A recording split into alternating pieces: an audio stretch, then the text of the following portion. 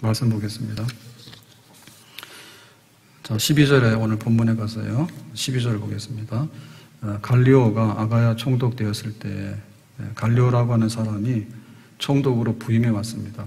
그 총독으로 부임이라는 얘기는 하나의 그 정치적인 상황이 이 아가야 지방이 바뀌었다는 얘기죠. 그래서 지금 바울은 어디서 전도하고 있습니까? 바울은 지금 2차 전도 중에서 고린도에서 지금 전도를 하고 있어요. 근데 이 고린도는 아가야 지방의 수도예요. 그래서 뭐 충청도 그러면 충주, 청주, 전라도 그러면 전주, 나주 뭐 이런 식으로 해서 그 도의 중심지가 있잖아요. 그러면 그 당시에 많은 아시아 그러면 에베소가 중심지고 마게도냐 그러면 빌립보가 중심지고 그렇죠. 그래서 이 아가야 지방은 그 고린도가 중심이에요. 그러면 지금 바울이 여기 고린도 가서 전도를 하고 있는데, 자, 고린도는 어떤 데냐라고 다시 한번 생각해 보면요. 여기는 굉장히 잘 사는 동네예요. 왜 잘 사느냐 하면 그 무역이 많아요. 무역이 많아서 좋은 물건도 많이 들어오고, 그러니까 또 이제 세금도 많이 내고 그렇거든요. 그래서 동쪽에 있는 물건이 여기 고린도로 거쳐서 서쪽으로 넘어가게 되고, 서쪽에 있는 물건이 고린도를 거쳐서 동쪽으로 넘어가게 되고 이렇게 되고요. 동서간에. 그 다음에 여기는 반도예요. 반도.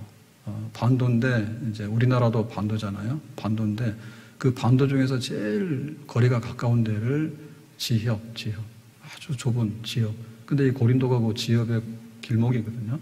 그래서 동서간의 물량도 일로 통과하지만은 남북 간의 물량도 여기를 통과해요. 그래서 이 남쪽에 있는 모든 물자가 북쪽으로 저쪽에 그리스 반도로 올라가고 그리스 반도에 있는 물자가 이 고린도를 통해서 이 남쪽으로 내려오고 그런 아주 핵심적인 데요. 그래서 굉장히 경제적으로 부유하고 잘 사는 동네다라고 보겠고요. 그리고 이제 여기가 이제 수도기 때문에 정치적인 모든 영향력이 여기서 이제 발생하는 거죠. 그리고 여기는 굉장히 인구가 굉장히 많죠. 수도인 동시에 경제적으로 굉장히 부유하니까. 그래서 그 당시 인구가 75만이라면 거대한 도시입니다. 아테네가 한 10,000명 정도밖에 안 됐거든요. 그리고 에베소가 아시아의 중심인데 에베소가 한 50만이에요. 고린도는 그보다 훨씬 더 큰 거대한 도시예요. 인구가 굉장히 많았다. 그리고 여기 자부심이 굉장히 많아요. 자부심이 많아가지고 수도에다가 경제권을 가지고 있고 더군다나 이제 이 지역에 이제 사람들이 모이면은 친선 그런 게임을 하죠. 이제 그 중에 하나가 이제 올림픽입니다. 근데 여기에 지역의 대회가 2년마다 열려요. 그러니까 이 지역에 있는 사람들이 운동 경기를 하면서 우애를 다지고, 그러니까 굉장히 자부심이 높은 그런 지역이라 했습니다. 뿐만 아니라 여기는 굉장히 음란해요. 음란해서 우리가 말하는 미의 여신 아프로디테, 그런 그 미의 여신 신전이 있고, 또 거기에 이제 수종드는 사람들이 있는데 이 사람들이 이제 밤만 되면 길거리로 나와서 창녀 행사를 하죠. 그래서 굉장히 음란한 도시가 또한 고린도다 그랬어요. 그래서 여기서 처음에 이제 바울이 가서 복음을 전할 때 굉장히 미미했잖아요. 겨우 천막 만드는 일을 하면서 겨우 선교를 했는데 브리스가 아굴라를 만납니다. 그래서 굉장히 이제 힘을 얻게 돼요. 그 다음에 또 디모데하고 실라가 이제 여기 고린도로 합류하게 돼요. 그래서 선교비를 가져오고 또 빌립보하고 데살로니가 교회에 소식을 가져오고 그래서 바울이 굉장히 격려를 받고 그럼 이제 내가 천막 만드는 일을 안 하겠다. 이제 복음만 전하겠다 해가지고 그때부터 이 고린도 교회에 큰 부흥의 역사가 일어나게 됩니다. 그러니까 부흥의 역사가 일어나면 이제 핍박도 일어나게 되죠. 핍박도 일어나는데 핍박이 일어나게 될 때 이제 더 심한 핍박은 언제 오느냐면 정치적인 상황이 바뀌게 되면 이제 기회는 이때다 해가지고 훨씬 더 핍박이 심해져요. 그래서 지금 여기 다시 본문으로 돌아가서 갈리오가 아가야 총독되었을 때 그랬죠. 그러니까 이제 갈리오라고 하는 새로운 총독이 부임을 한 거예요. 그러니까 이제 정치 지도자가 바뀌었잖아요. 그러니까 유대인들이 바울과 기독교에 대해서 지금 박해를 했잖아요. 그러니까 이제 이번 참에 새로운 총독이 왔으니까 아주 혁신적인 아주 교회 숨통을 끊어놓을 수 있는 이런 이제 박해를 해야 되겠다라고 이제 마음을 먹게 된 것이죠. 그래서 유대인이 일제히 일어나 바울을 대적하여 법정으로 데리고 와서 그러니까 이제 바울을 이제 법에다 고소하는 겁니다. 그래서 법정으로 데리고 갔다는 얘기는 고소했다는 얘기인데 새로운 총독이 왔으니까 새로운 총독에게 바울과 바울이 전하는 이 기독교는 이거 사입이다. 또 로마의 해가 되는 거다라고 해서 이제 고소하게 되는 거예요. 그러니까 이런 일은 바울이 나중에도 겪게 됩니다.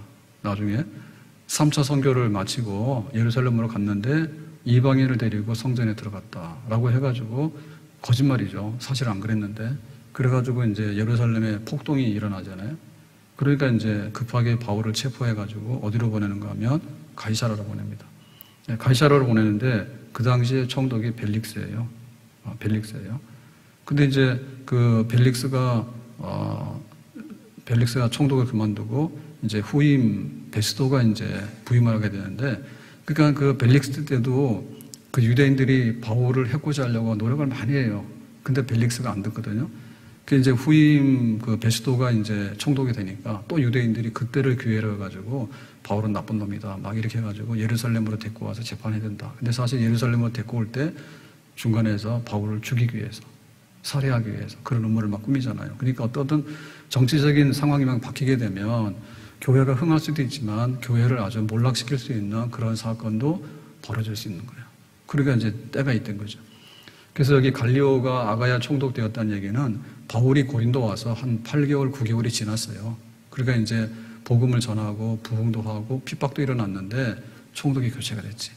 그러니까 이제 이 총독이 오니까 유대인들이 이제 이때를 틈타가지고 아주 기독교를 없애버리기 위해서 법정에다가 고소를 해버렸다 얘기죠. 자, 13절에 보니까 이렇게 말합니다. 말하되 이 사람이 율법을 어기면서 하나님을 경외하라고 사람들을 권한다 하거늘. 그 말했다는 얘기는 고소했다는 얘기예요. 고소장의 내용이에요. 소장의 내용이 뭐냐면 이 사람이 바울이 율법을 어기고 하나님을 경외하라. 그러니까 바울이 전하는 이 말이 율법을 어기는 거고 이 지금 그 어떤 종교적인 어떤 그 행사를 하고 있다. 근데 이제 이거에 대해서 잘못됐다라고 이제 고소하게 되는 겁니다. 그래서 이 얘기는 이런 거죠. 로마라고 하는 나라는 굉장히 큰 나라잖아요. 큰 나라이기 때문에 한 가지 종교는 아니에요. 그리고 원래 로마 사람들은 다신론, 그런 뭐 그리스 로마 그러면은 뭐 술신은 바카스, 미의 신은 아프로디테, 뭐 이렇게 해서 전부 다 뭡니까? 태양신은 아폴로 뭐 해가지고 여러 가지 다신을 섬겼잖아요. 그것뿐만 아니라 로마가 영토를 확대하다 보면 편입되어 들어오는 그 나라가 있겠죠. 그러면 그 사람들이 섬기고 있는 기존 종교가 있잖아요. 그 기존 종교에 대해서는 굉장히 허용적이에요. 그러니까는 허용적인 여러 가지 종교를 다 수용을 했는데 유대교도 거기서 이제 로마 제국에서는 이제 인정을 한 거예요. 야, 니들은 뭐 유대교냐? 좋아. 이렇게 받아들인 거예요. 유대교를 믿는 거에 대해서 로마 법은 그냥 됐다고 보는 거예요. 됐다고 보는 거예요. 그런데 지금 이 바울이 전하는 복음, 바울이 전하는 기독교는 유대교가 아니란 얘기죠. 그러니까 우리는 유대교는 로마에서 인정을 했지만 그 당신들이 지금 여기 바울이 전하는 이 내용이 유대교인 줄 아는데 유대교 아니라고. 그러니까 얘네들은 그 로마에 공인되지 않은, 허가받지 않은 신흥 종교를 일으키는데 로마의 질서와 모든 그 로마 철학하고 안 맞는 그런 거를 전하는 거라고. 그리고 얘네들 혼내주라고. 그런 얘기입니다. 그래서 이제 그 유대교가 아니다. 당신들은 볼 때 하나님 믿으니까 유대교 안에 바울이 있는 것처럼 보이는데 얘가 옛날에는 유대교에 충성하는 사람이었어. 근데 지금은 유대교에서 아주 이단으로 찍힌 사람이야. 왜 그러냐 할 때 바울은 그 율법으로 의롭다함 받지 않고 믿음으로 의롭다함을 받는다. 이 복음을 전한 거잖아요. 그렇죠? 그러니까 율법으로 의롭다함 받는 게 아니라 믿음으로 의롭다함 받는다라고 했기 때문에 유대교에서 볼 때 얘네들은 지금 잘못됐다는 거야. 그러니까 이제 예수도 그래서 십자가에 못 박아 죽인 거고 바울도 지금 죽이려고 하는 거 아니에요. 그거를 로마 법정에다가 고발하는 거예요. 바울은 우리 유대교 아니에요. 우리랑 전혀 다른 딴 거를 전하고 있어요. 그러니까 유대교라고 오해하지 마세요. 따라서 유대교는 로마가 인정을 했지만 기독교는 로마 인정하는 거 아니니까 얘네 혼내주세요.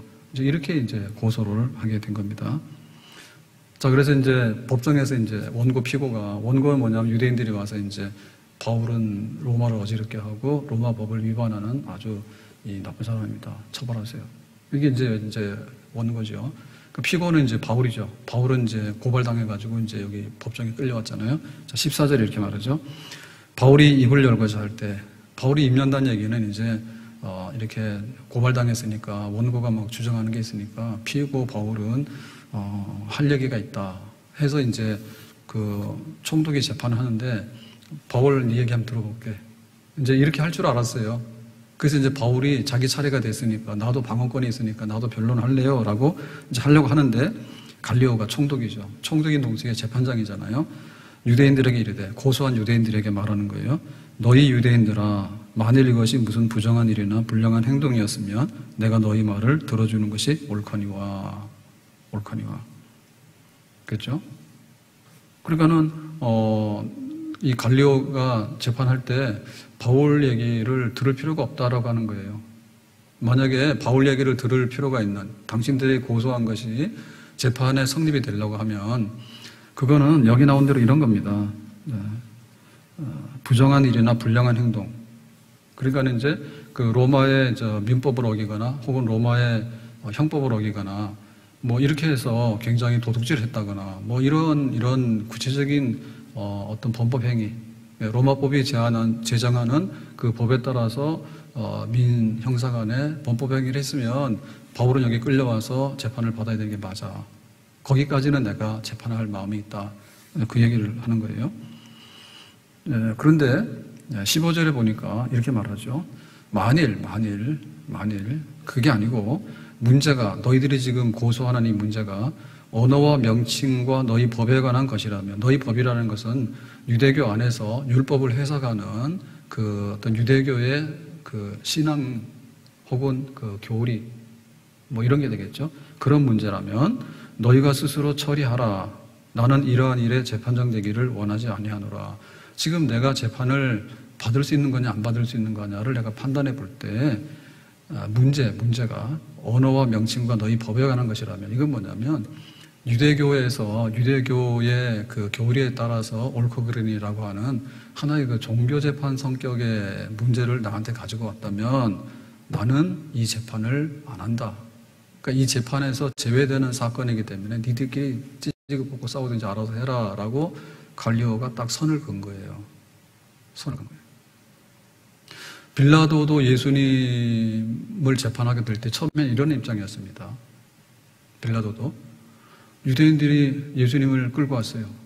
그래서 재판에서 막 죽이라고 이렇게 하는데 빌라도도 처음에 볼 때 예수님께서 죄가 없지 않냐, 그래? 십자가에서 죽일 만큼 무슨 죄를 지었냐, 내가 다 아는데 예수님께서 지금 군대를 조직한 것도 아니고 또 뭐 사람을 해친 것도 아니고 반란을 일으킨 것도 아니고 심지어는 가이사의 것은 가이사에게 세금도 내라 하고 내가 다 아는데 예수님은 그 당시 로마법으로 볼 때 문제 없다고 그랬죠. 그랬더니 사람들이 재판이 성립이 안 되잖아요. 그러니까 니들 문제 니들이 해라라고 해서 이제 돌려보내려고 석방을 하잖아요. 그래서 적당히 이제 매를 때려가지고 안 되면 그냥 내가 매 때려서 혼내줄 테니까 그 정도로 하고 그냥 가라 이렇게 하는데 기어이 아니죠. 예수님 매 때려서 보내는 건 안 되고 십자가에 못 박아서 꼭 죽여야 된다라고 얘기를 하잖아요. 그러니까 빌라도가 뭡니까? 아무리 풀어주려 하더라도 죄가 없는데 폭동이 일어나려 하잖아요. 폭동이 일어나게 되면 자기가 총독인데 문제가 생기잖아요. 그래서 나는 죄 없으니까 니들이 다 죄값을 받아라. 손 깨끗하게 씻은 다음에 니들이 원하면 죽여라. 그 정치적인 재판한 것이지 그 정식 재판한 건 아니잖아요. 그죠? 빌라도도 그랬다고요. 근데 빌라도는 비겁했어. 그래가지고는 풀어줘야 되는데 풀어주지 않고 그렇다면 니들이 원이라면 십자가에서 죽여. 근데 그건 내 책임 아니야 라고 발뺌을 했어요. 근데 지금 여기 갈리오라고 하는 이 아가의 총독은 그렇게 한 게 아니고 이거는 재판이 안 돼. 그러니까는 재판 끝. 유대인들이 뭐라고 해서 시끄럽게 떠들었잖아요. 거기 굴복할 이유가 없는 거죠. 네, 굉장히 강했고 굉장히 명쾌하게 너희들의 유대교의 그 어떤 교리 문제고 성경 해석의 문제면 이거는 로마 법정에서 할 게 아니니까 니들이 알아서 해라고 해서 돌려보내는 거. 이렇게 된 겁니다. 자, 그래서 16절에 보니까 이렇게 말했습니다. 그들을 법정에서 쫓아내니 그러니까 와가지고 고소해가지고 새로운 총독이 오니까 새로운 총독한테 얘기를 하면은 뭔가 유대인들이 자기들이 원하는 걸 할 것 같아요. 그랬더니 이 새로운 총독이 그런 거는 문제도 안 되니까 가버려, 나가 해서 쫓아냈다. 쫓아냈다는 얘기는 누가 이겼다는 얘기입니다. 사실은 유대인들이 바울을 공격하는데 법적으로 아주 죄수 만들어서 공격하려고 한 거 아니에요. 그래서 법정에서 재판도 안 하고 이거는 사건도 안 되라 돌려보냈으니까 바울의 손을 들어준 거죠. 이해하시겠어요? 바울의 손을 들어준 거죠. 그러니까 유대인들이 뻘쭘하겠죠. 꽉 가서 막 데모해가지고 꽉 해가지고 새로운 총독한테 막 정신 사납게 해가지고 바울을 잡아서 가두고 기독교 교인들 잡아 가두면 고린도 조용하겠는데 재판 성립도 안 돼. 가라고 결정이 난 거예요. 그래서 이 갈리오는 굉장히 아주 냉정하고 현명한 재판을 한 사람이에요. 빌라도는 자기가 알긴 알았지만은 굴복해가지고요 예수님을 죽이라 했어. 근데 갈리오는 재판할 필요도 없어. 바울 무죄. 니들 떠들지만 가. 끝내. 그럼 이 갈리오가 누구냐면요, 굉장히 재판을 잘하고 총독으로서 능력 있는 사람이죠. 이 사람이 그 세네카의 친동생이에요. 세네카가 누구냐라고 할 때 그 폭군 네로의 가정교사, 철학자, 유명한 철학자예요. 그 형이, 그 동생이야. 그러니까 그 형의 그 동생이야. 그러니까는 총독으로서 재판할 거를 똑부러지게 했다라고 보겠어요. 자, 이제 이렇게 되면 어떻게 될까요? 결과가 17절에 보니까 하나의 또 다른 사건이 나오는데요. 모든 사람이 회당장 소스테네를 잡아 법정 앞에서 때리되 갈리오가 이 일을 상관하지 아니하니라. 그러니까 이제 재판은 하지도 않고 이 재판은 성립도 안 되라고 해서 해산시켜 버렸단 말이에요. 그때는 모든 사람이라고 하는 얘기는 뭐냐면 고린도 사람들은 유대인 빼놓고는 전부 다 헬라인이고 뭐 다른 사람들이겠죠. 유대인, 비유대인이 다잖아요. 그러니까 이 유대인이 아닌 사람들이 회당장 소스테네를 잡았대. 근데 바울이 여기 복음 전할 때 보면은 회당장 중에 그리스보라고 하는 사람이 회심했어요, 얼마 전에. 근데 회당장이 왜 그리스보인데 왜 소스테네냐 그럴 때 아마도 회당이 둘이면 이쪽에는 그리스보고 이쪽에는 소스테네가 아닐까. 혹은 회당이 하나였다면 그리스보 다음에 새롭게 쓴 회당장이 소스테네가 아니겠는가. 분명히 회당장이에요. 회당장인데 이 유대교의 회당, 예배당의 관리자가 회당장이잖아요. 근데 이 사람을 잡아다가 법정 앞에서 때렸다는 얘기죠. 그러니까는 공개적인 재판 끝난 자리에 거기 데리고 와가지고 재판은 아닌데 가서 패버린 거지. 그러니까 뭐냐면 평소에 유대인들에 대해서 안 좋은 감정이 있었던 거야. 유대인들이 뭔가 이상하고 우리하고는 안 맞아. 근데 이제 기분 나쁘지만 어떤 기회가 없었잖아요. 근데 이제 바울을 법정에 끌고 가가지고 고소해서 아주 이렇게 할라 했는데 갈리오가 아니야. 유대교끼리 문제니까 여기 지금 우리 고린도를 시끄럽게 하지 마라 해서 이제 내보냈단 말이에요. 그러니까 이제 이런 때에 유대인들이 재판도 못하고 패배했잖아. 그러니까 이제 고린도에 사는 일반 사람들이 뭐냐면 유대교에 대해서 안 좋은 감정이 있었는데 유대교에 대해서 갈리오가 별로 안 좋은 감정이 있는가 봐. 바울을 편들어주고 기독교인들 뭐 괜찮아라고 한 거잖아요. 이제 재판 각하시켰다는 얘기는. 그러니까 이제 여기 고린도 사는 사람들이 유대인들 꼴기 싫은데 회당장 잡아도 한번 패버릴까? 라고 해서 팬 거지. 그러니까 이제 원래대로는 뭐예요? 야, 왜 무고한 사람을 패느냐 해가지고 총독이 때린 사람에 대해서 뭐 폭행이다 뭐다 이제 이런 식으로 막 해야 될 거 아니에요? 근데 그렇게 안 했다는 얘기예요. 갈리오가 이 일을 상관하지 아니하니라. 유대인들을 두고 유대인들끼리 싸우던, 유대인들을 두고 지금 고린도 사람들 이방인하고 유대인들하고 감정이 안 좋아 싸우던, 이거는 참 종교상의 문제다. 종교상의 문제는 나한테 가져오지 마. 시끄러, 골치 아파. 그냥 수수방관해버린 거예요. 그게 뭐죠? 유대교인들은 얻어 터지기도 하고 재판 걸었는데 재판에서 이기지도 못하고 이렇게 돼버린 거죠. 그래서 이제 이 총독 갈리오가 새로 왔을 때 고린도는 기독교에 대해서 뭐예요? 우호적이 돼버렸다 이거지. 그러니까 이 기회를 이용해가지고 기독교를 아주 어렵게 만들려 했는데 오히려 기독교는 보호받고 우호적인 게 돼버리고 유대교는 재판도 못 걸고 얻어 터지기도 하고 이제 이런 상황이 된 거죠. 그래서 오늘 성경에서 하고자 하는 이 얘기인데요. 그럼 이 얘기를 성경에서 왜 썼겠어요? 이 얘기를 성경에 왜 썼겠어요? 우리가 흔히 얘기를 하면 고린도 교회는 전도해가지고 이제 많은 결실이 있고 부흥이 됐다 이런 얘기잖아요. 그러니까는 브리스가 아굴라도 도왔고 또 실라와 디모데도 도왔고 바울은 아주 성령 충만해서 말씀 잘 전했고 하나님께서 은혜 주시고 부흥을 주셨다 이렇게 되잖아요. 근데 이 얘기를 더한 건 뭐냐면 그 정치적인 환경과 전체적인 분위기를 하나님께서 고린도 교회가 부흥할 수 있게끔 아주 압도해버린 거예요. 그러니까 이 얘기를 하고 싶은 거예요. 그러니까 이런 은혜가 없으면 어떻게 되냐면 오래도록 못해요. 우리 교회가 예를 들면 막 부흥을 하고 있는데 법에서 야 주일날 예배 못해. 만약 이런 식으로 하잖아요. 그럼 우리 숨통이 끊어지는 거예요. 네? 우리가 아무리 열심을 낸다 하더라도 그 열심이 그 시대의 정치적인 상황과 시대의 법을 충돌해가지고 오래도록 견디기는 매우 어려워요. 집에서도 우리가 한 사람 예수 믿잖아요.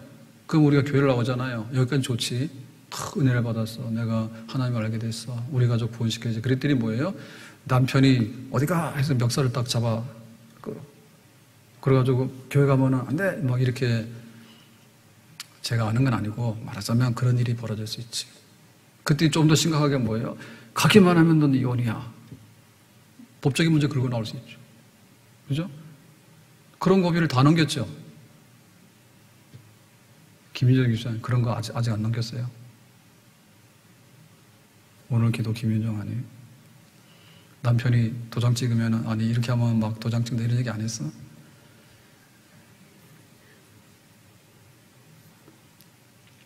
근데 집안에서 다 모여가지고 족보가 있는데 너 믿으면 족보 빼버린다 이런 얘기 옛날에 많이 했어요. 그 얘기는 공동체에서 뺀다는 얘기 굉장히 법보다 무서운 거예요.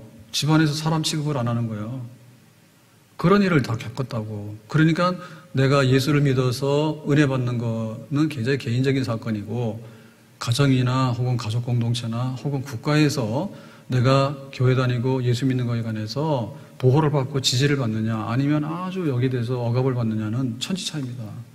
근데 놀랍게도 고린도에는요 이 갈리오라고 하는 총독이 오물이 내가지고 오히려 기독교 우호적인 데로 바뀌어버렸어요.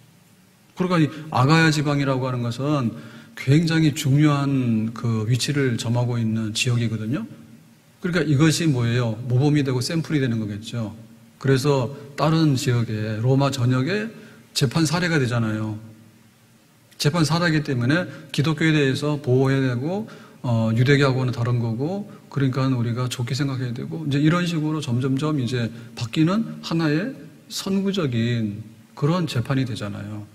그러니까 이 사건은 매우 중요한 사건이다 그렇게 보겠어요. 그리고 우리가 이런 은혜를 얻어야지 교회가 안전하게 또 우리 가정이 안전하게 더 많은 하나님 앞에 은혜를 받게 되고 부흥하게 되는 그런 자리에 우리가 쓸 수 있는 줄로 믿습니다.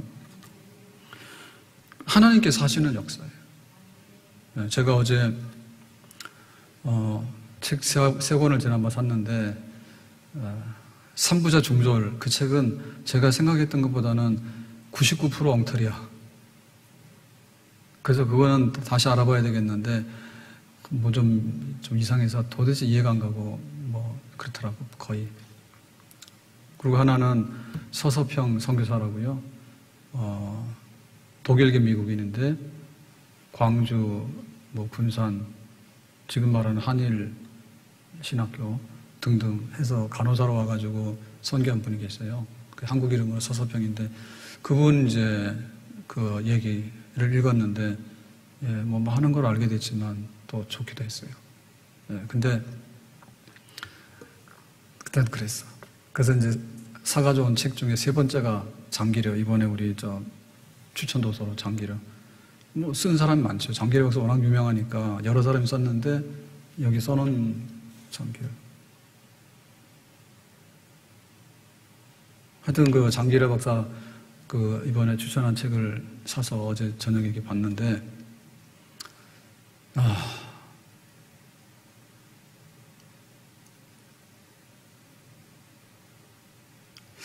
이렇게 보면 한 개인으로 보는 거랑 또 시대 속에서 보는 거랑은 너무나 좀 다르고 이해가 달라요. 그래서 이분이 이제 김일성 대학의 의과대학의 교수로 있다가 월남하잖아요.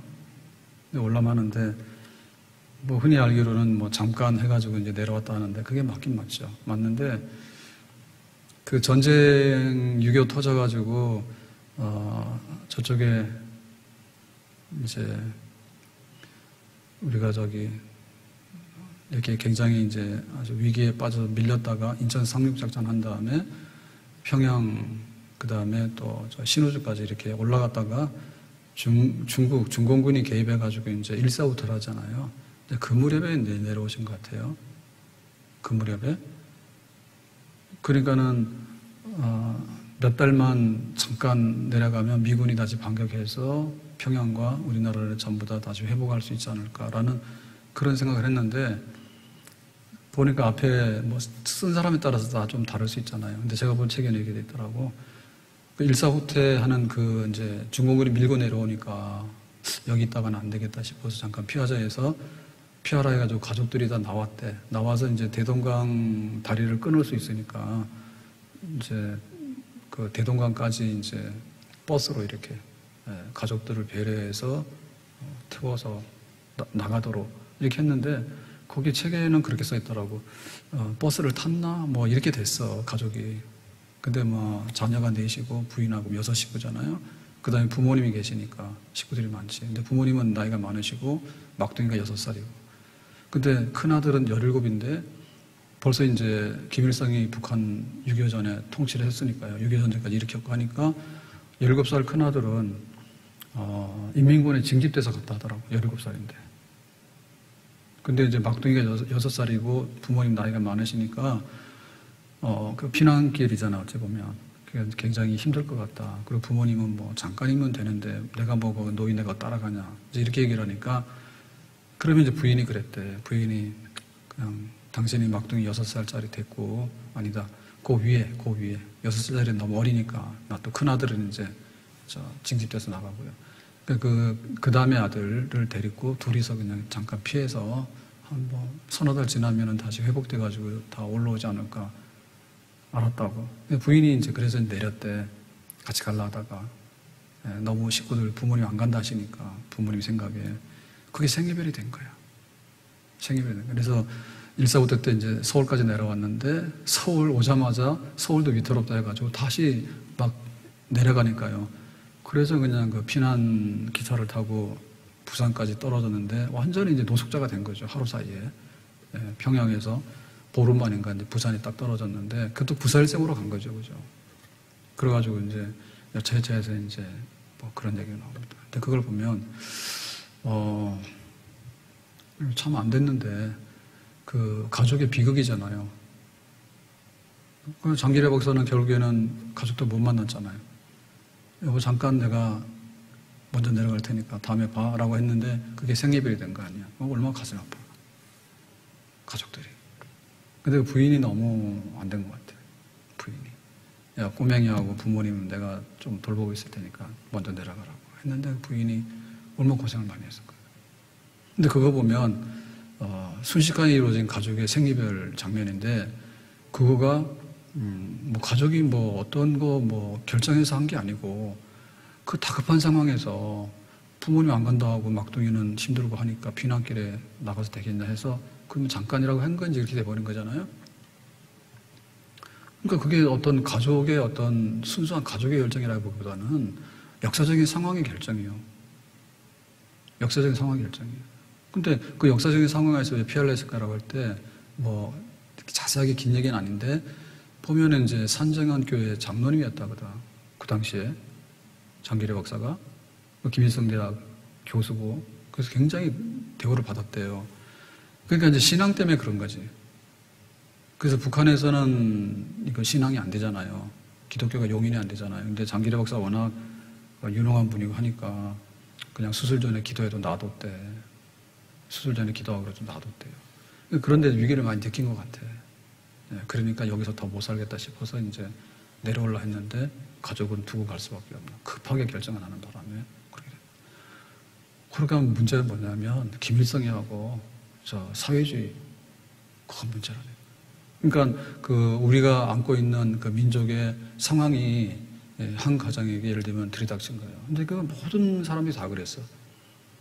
우리 교회도 있어요. 뭐 듣기로는 강철원 장로님도 그런 식으로 해가지고 북한에 다 피난 내려오신 분 지금도 다 계시. 연세 드신 분 중에는 여기 진짜 이남으로 내려오신 분들 지금도 살아계신 분들 계시잖아요. 그건 자기 가족 결정은 아니죠. 가족, 고향, 식구들, 재산 다 놔두고 넘어왔는데 정말 믿음을 가지고 교회를 섬겼던 분들은 이거 안 되겠다라고 하면 그렇게 결단할 수밖에 없잖아요. 네? 그러면 그게 이제 법이고 그게 정치잖아요. 법이고 정치 아닙니까? 그래가지고 몰랐던 사실은요, 부산에 내려가서 아주 노숙자가 됐는데 어찌어찌 해가지고 자기가 알았던 군인을 만났는데 그래서 장박사 알아봐가지고 이제 그 군인들 국군 병원에 그 이제 외과 의사였으니까 할 일이 얼마나 많습니까? 그래서 이제 겨우 의사로서 이제 자기 알아봐가지고 일을 하게 됐다는데 근데 처음에 하다가 잡혀갔대요. 잡혀가가지고 이거 간첩알이냐고 해가지고 그래서 몇 날 며칠을 고문받으면서 두드려 맞고 그랬다는데 네가 처자식 놔두고 여기를 왜 왔냐고 북한에서 그렇게 대우받고 김일성 그렇게 한 사람 여기 왜 왔냐고 해가지고 그렇게 또 매를 맞고 그랬대. 그래서 그 한상덕 목사님하고 선교사 이렇게 해가지고 겨우 구명을 해서 뽑아냈다네요. 그 당시에 이 좌우 간에 전쟁에 죽은 사람도 많지만 이념 때문에 죽은 사람도 많거든요. 금정굴도 그런 사건 중에 하나입니다. 그래서 이쪽에서 세력 잡으면 빨갱이 관계들 다 죽이고 또 저쪽에서 내려오면은 이거는 다 우리 편 아니어서 다 죽이고 그래가지고 그렇게 죽은 게 막 전국에 곳곳이죠, 그죠? 거기서 안 그랬으면 죽을 뻔했대. 그래서 이제 구명을 해가지고 이제 뭐 부산에 정착하게 되고 그런 얘기가 있습니다. 그래서 제가 이런 얘기를 하는 건 뭐냐면 우리가 지금 교회 상황에 대해서 좀 염려하는 게 있죠. 왜냐하면은 이명박 대통령은 장로님이었고 김영삼 대통령도 장로님이었고 그랬어요. 근데 교회에 대해서 별로 혜택이 없었어요. 혜택이 없었어요. 제가 중학교에 부모가 있었을 때 김영삼 대통령이 대통령 되기 전에 그때 대표였어요. 대통령 대표 됐다가 이제 후보자 됐는데 그걸 청와대를 들어갔잖아요. 그래서 교회에서 기도할 때 굉장히 기도를 했다니까. 청와대에서 찬송가 울려 퍼지고 그들이 이쪽에 진보적인 매체에서요 청와대에서 찬송가가 맞아 얼마나 깠는지 몰라. 그래가지고 청와대에서 이제 일반 교회로 못 나오니까 예배를 드릴 수 없잖아요. 그래서 이렇게 예배를 드리러 목사님 들어갔다니까요. 그럼 막 뭐라 하는 거예요. 그러니까 이제 영부인 소녀사 권사님이 또 수요예배를 나왔어요. 대통령 되고 나서. 그러니까 청와대에서 거기 역삼동까지 오면은 수요예배를 진짜 나오셨어. 처음에. 그랬더니 난리가 난 거야. 경호하는 데도 문제가 있지만은 이거는 막 특정 종교와 교회와 막 그래가지고 또 막 들이 씹으니까 못 나오더라고. 못 나오더라고. 그래서 굉장히 기대를 많이 했지만 사실은 교회나 기독교에 대해서 뭐 특별하게 보너스를 주거나 뭐 한 거 없이 그런 거 굉장히 많이 받았어요. 오히려. 그러다가 또 이제 이명박 대통령이 됐는데 그렇다 해서 교회에 대해서 뭐 한 거 없잖아요. 그래가지고 제 기억에는 템플스테이 이런 거 하지 않았어? 템플스테이가 뭔지 몰라요? 절에 가서 주면 돈 주는 거래, 자면은. 그럼 막 절간마다 템플스테이 해가지고 절에 가면 있잖아요, 그죠? 좀 표정 좀 좋게 해봐요. 절에 가면 템플스테이라고 해놓고 있죠, 그죠? 근데 그런 거 보면 기가 막히는 거예요. 아니, 불교에 대해서 자기들이 포교하고 이렇게 하는 거에 대해서 뭐, 우리로 말하면 전도입니까? 그런 걸 하기 위해서 한다라고 이해는 되어지는데, 한편 보면은 관광지 비슷한 것 같고요. 숙박업소 비슷한 것 같아요.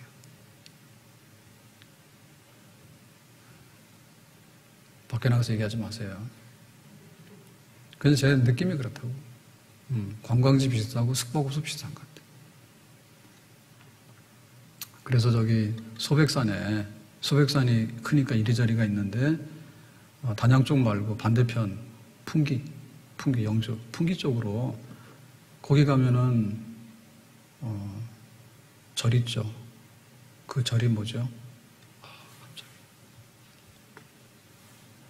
신라시대 때서 온 절 있잖아요. 권사님 갔잖아. 뭐예요?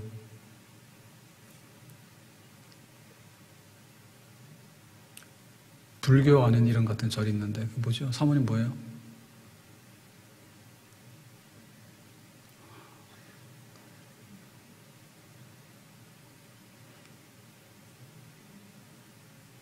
괜히 말했다, 이거. 기억이 안 나네, 갑자기. 그래가지고는 그 절이 굉장히 작은 절이에요. 예, 작은 절이 희방사. 희가 기쁠 희예요. 그래서 불교에서는 기쁨이 없잖아요. 다 옷도 회색이고 막 그렇잖아요. 기뻐 날뛰면 안 되지. 그래서 기쁜 사람도 기쁘지 않은 것처럼 만드는 게 불교입니다. 우리는 굉장히 슬픈 사람도 기쁘게 만드는 게 기독교고. 그래서 굉장히 그 희방사라고 있어요. 풍기 쪽에 소백산 올라가면. 그런데 저 지역에는 옛날에 굉장히 큰 줄 알았더니 실제로 가보니까 크지 않아. 원래 그 희방사라고는 저런 작은데요. 그 앞에다가 콘크리트로 이렇게 템플시티 한다 해가지고 그런 걸 지었어. 그 절간 안에 콘크리트로 산속에. 북한산도 지금 다 철거해가지고 다 국립공원 만든다 해가지고 철거했잖아요. 식당들. 근데 절간은 막 복원한답니다. 문화재라 해가지고. 근데 그 복원이 어떤 식이냐. 콘크리트 때려 짓는 거예요. 근데 거기다가 템플까지 하면 뭐냐면 호텔 짓는 거 똑같아요. 그 지금 정치하는 분들이 말을 안 하는 것 같아. 기독교 이리 터지고 저리 터지고 힘이 없어서 말 안 하는데, 그건 아닌 것 같아요. 예를 들면 300년 전에 저기 북한산에서 절이 있었는데 그 절을 보존한다면 그 방식대로 지어야지. 왜 콘크리트를 짓냐고. 그 산속에다가. 새로운 건축물이지. 그거하고 지금 이게 절을 복원한다고 욕먹으니까 그 문화재 복원한다는데 그 문화재 기준도 뭔지 모르겠어. 문화재 기준도 뭔지 모르겠지만 그거를 지금 콘크리트로 현대식으로 해서 헬리콥터 해가지고 자재들을 산에다가 뿌려가지고 막 콘크리트 짓고 하는 그게 그거예요? 그거 아닌 것 같은데.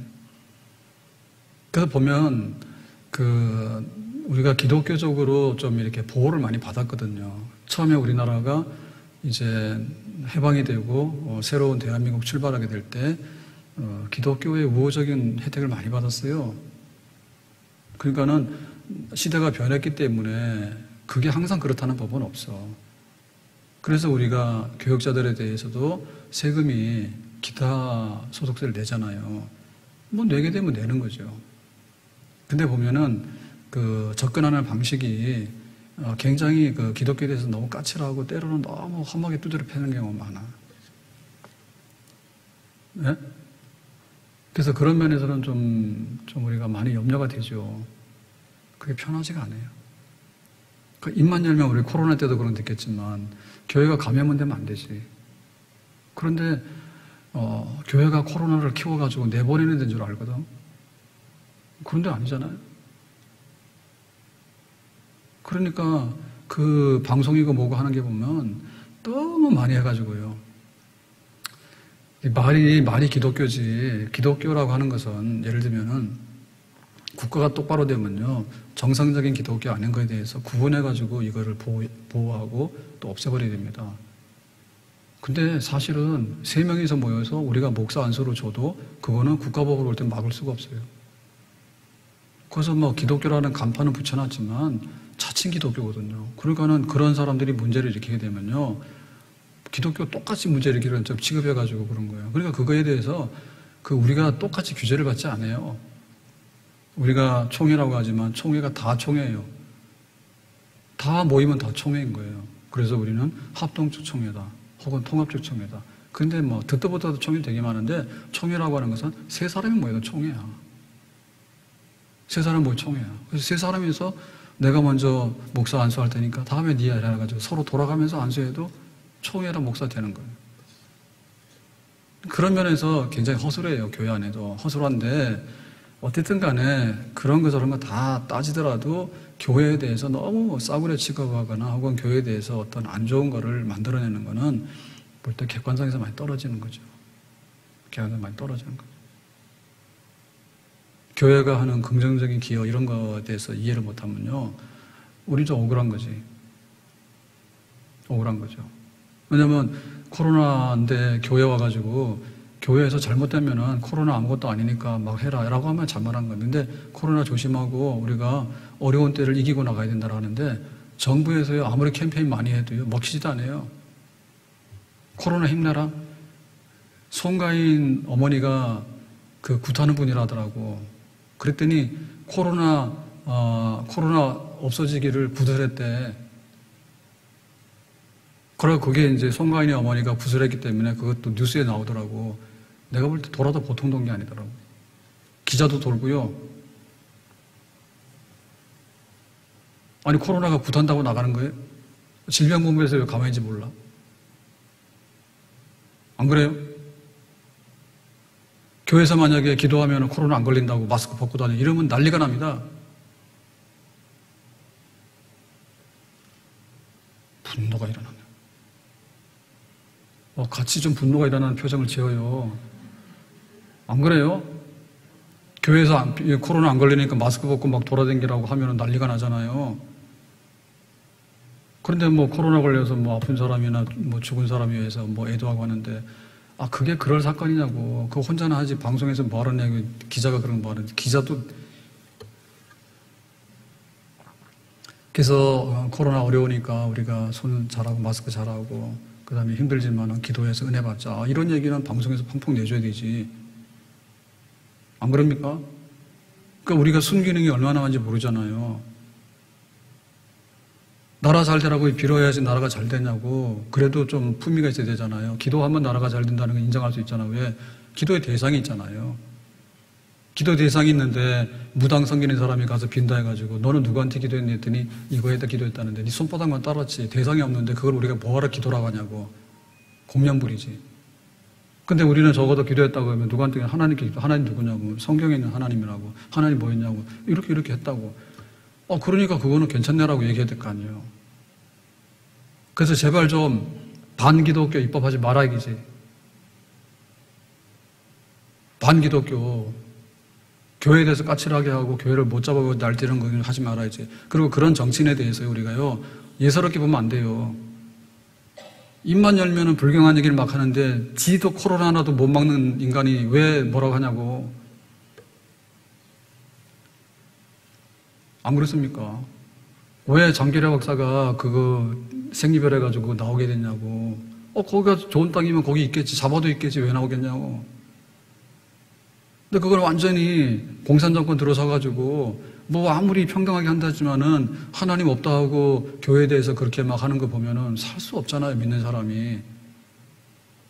그러니까 우리가 굉장히 물질적으로도 정치적으로 잘하는 거 중요한데 우리가 볼 때는 그 중에 정말 교회에 대해서 적어도 우호적이거나 교회를 보호하거나 이래야 되는데 교회에 대해서 자꾸 핍박을 가하거나 교회를 없애버리려고 하거나 교회를 밟으려고 하는 것을 보면 피눈물이 나지.